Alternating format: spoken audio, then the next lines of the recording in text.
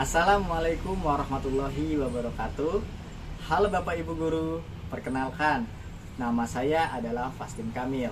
Saya adalah guru di SD Negeri 7 Talang Ubi, Kecamatan Talang Ubi, Kabupaten Penukal Abab Lematang Ilir, Provinsi Sumatera Selatan.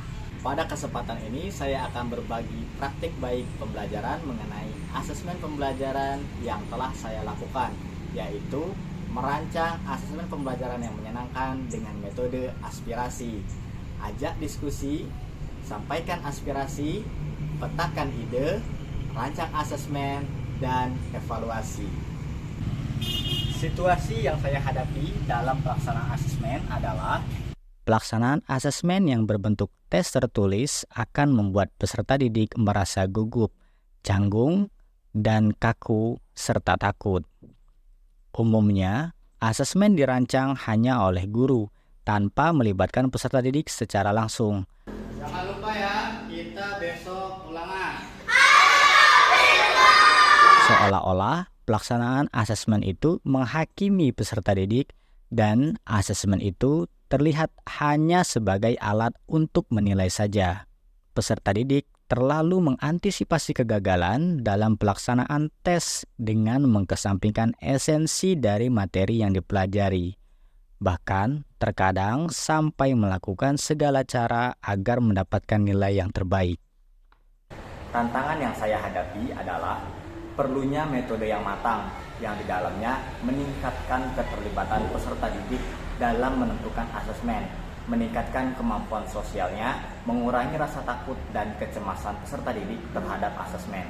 Perlu juga kolaborasi yang berkesinambungan antara guru dan peserta didik dalam menentukan kegiatan asesmen yang dilakukan, serta kolaborasi antara guru, kepala sekolah, dan rekan sejawat juga diperlukan untuk menentukan strategi ke depan. Adapun aksi yang saya lakukan untuk menjawab situasi dan tantangan tersebut adalah dengan metode aspirasi. Ajak diskusi, sampaikan aspirasi, petakan ide, rancang asesmen, dan evaluasi. Aspirasi sendiri dalam Kamus Besar Bahasa Indonesia artinya adalah harapan dan tujuan untuk keberhasilan pada masa yang akan datang. Di sini, aspirasi itu muncul dari peserta didik dan untuk keberhasilan peserta didik itu sendiri. Aspirasi ini saya bagi menjadi 4 tahapan, yaitu 1. Ajak diskusi, sampaikan aspirasi.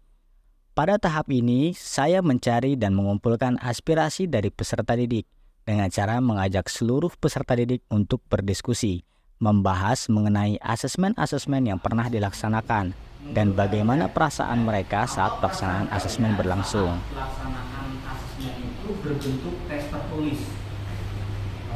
Tes dulu. Gugupnya gugup kenapa? Gugup. Oh, kayak gitu ya. Kenapa? Canggung ya. Agif tadi angkat tangan kenapa, Agif? Takut kenapa, Agif?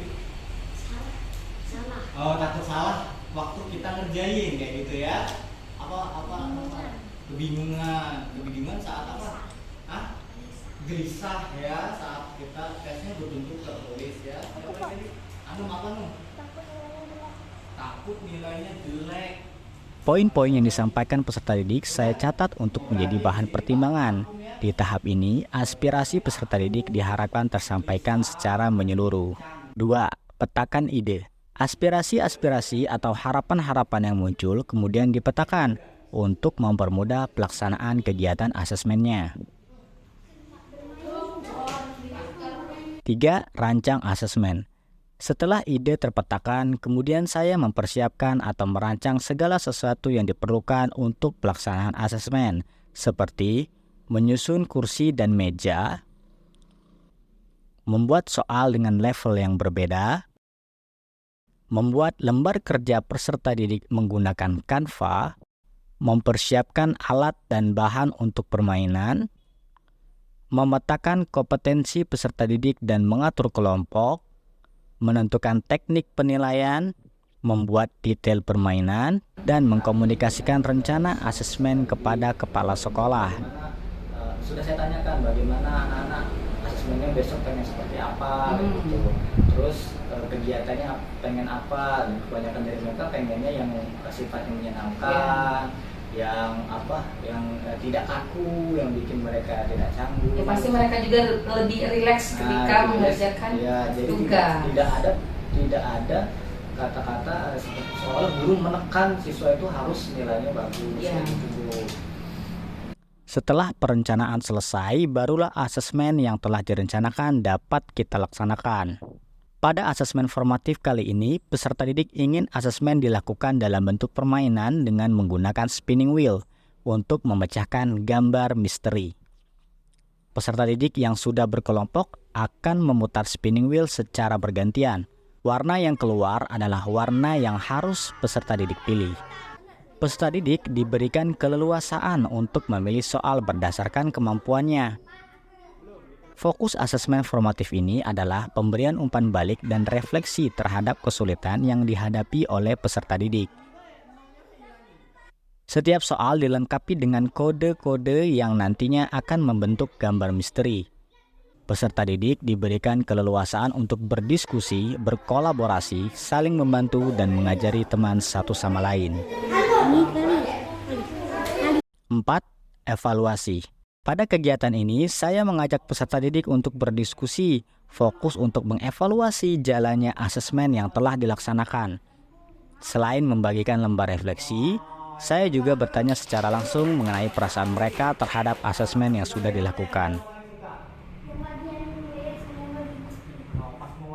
Dampak dari metode aspirasi ini diantaranya adalah peserta didik merasa eksistensinya dibutuhkan dalam perancangan asesmen. Asesmen yang berbentuk kolaboratif, menyenangkan, dan berpihak pada peserta didik dapat menghilangkan kecemasan dan rasa takut pada peserta didik saat pelaksanaan asesmen. Pada asesmen yang saya lakukan, mereka berhasil memecahkan gambar misteri secara bersama-sama. Artinya, mereka dapat berkolaborasi dengan sangat baik dan bahu-membahu untuk mencapai tujuan bersama. Menyenangkan, Pak. Sangat seru dan luar biasa. Saat mengerjakan soal, bagian menggambar dan bagian saat kita langsung spin. Saat diajari Bapak. Di bagian menggambar dan bermain spin. Senang karena bebas. Senang karena sesuai dengan keinginan kami. Perkenalkan, saya Feria Rulianti, guru SDN 7 Talang Ubi di kelas 1. Menurut saya, metode aspirasi yang digunakan pada asesmen ini sangat menarik dan anak-anak diberikan kebebasan untuk memilih asesmen mana yang akan mereka gunakan. Jadi, anak-anak tidak terlihat tegang dalam melakukan asesmen. Assalamualaikum warahmatullahi wabarakatuh. Perkenalkan, saya Rina Yuliana sebagai PLT Kepala Sekolah di SDN 7 Talang Ubi. Metode aspirasi yang digunakan oleh Bapak Pastin Kamil sudah bagus sekali. Asesmennya berpihak kepada peserta didik. Jadi peserta didik tidak kaku dan bisa belajar dengan lebih menyenangkan. Terima kasih. Demikianlah praktik baik asesmen pembelajaran yang telah saya lakukan. Semoga bermanfaat dan dapat menginspirasi. Terima kasih.